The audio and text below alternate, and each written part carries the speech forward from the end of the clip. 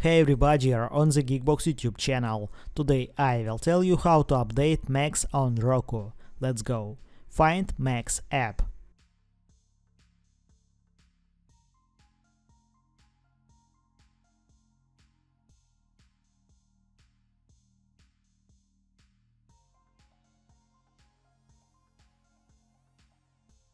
Press on the Options button.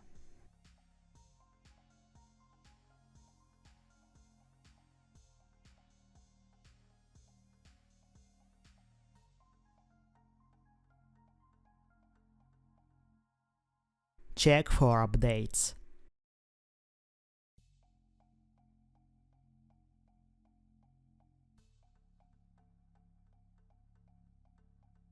Or remove app and install again. That's it. Now you know how to update Max on Roku. Thanks for watching, please like and subscribe to the channel. Good luck and see you soon.